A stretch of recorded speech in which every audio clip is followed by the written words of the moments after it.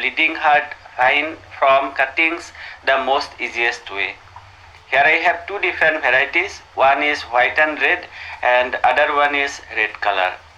For both the plants we need to do the same thing, and you are going to see everything step by step with results. I would also inform you about few very important things that we need to do to get the blooms on our cuttings much faster. So let's start the video now. As you can see, here I have already collected a stem of bleeding heart vine.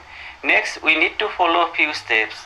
First, select a pencil with stem or like the one I am selecting.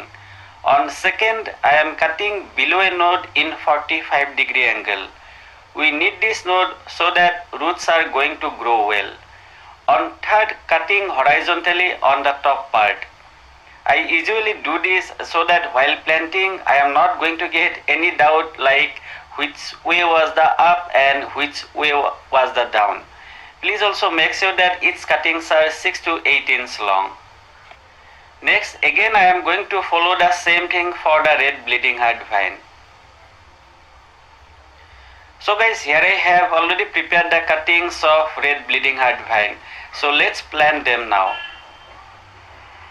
For the pot, going to use one 6-inch pot, and for potting soil mix, I am taking 40% normal garden soil, 30% coco peat and rest 30% vermicompost.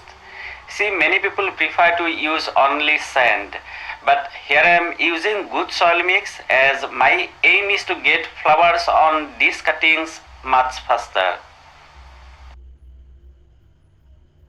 Here I am using number 2 rooting hormone powder.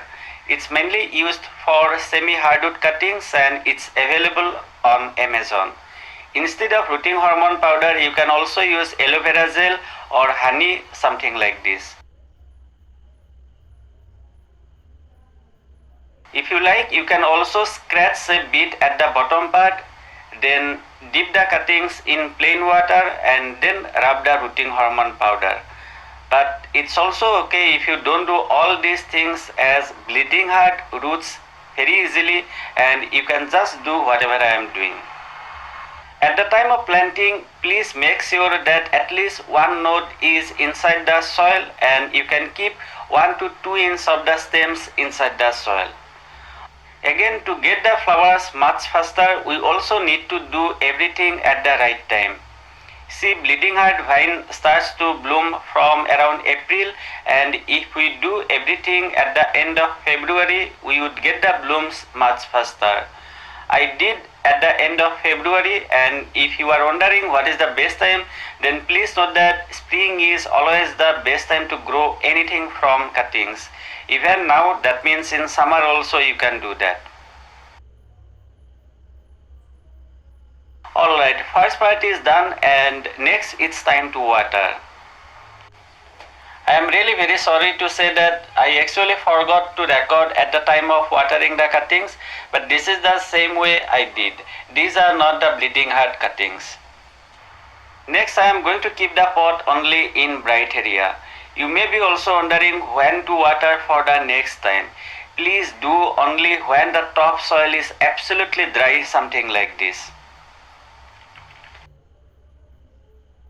So we are able to see some good things, and from today onwards I am going to do two very important things.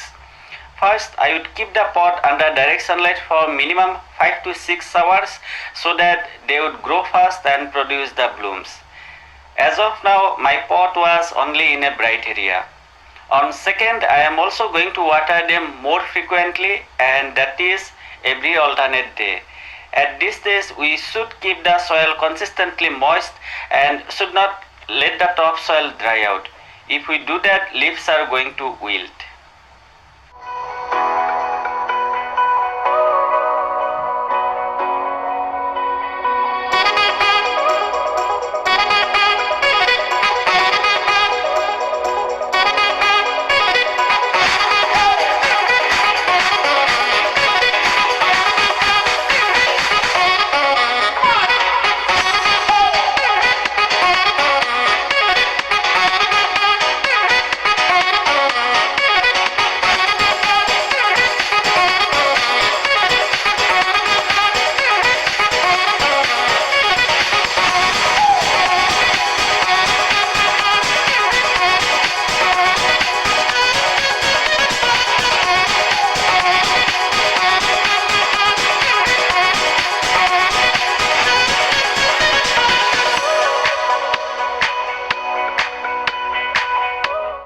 guys, this is the final result after 90 days, and I am really very glad that I am able to show you lots of flowers on the cuttings.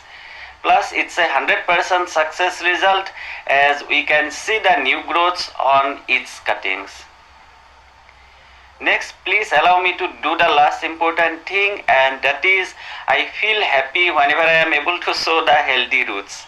I also believe you would feel more satisfied if I show you the roots. So let's do it.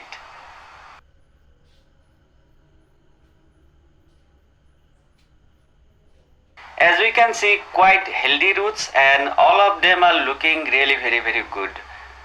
I also know that you are worrying as I have removed all the soil, but please note that you don't have to worry about anything.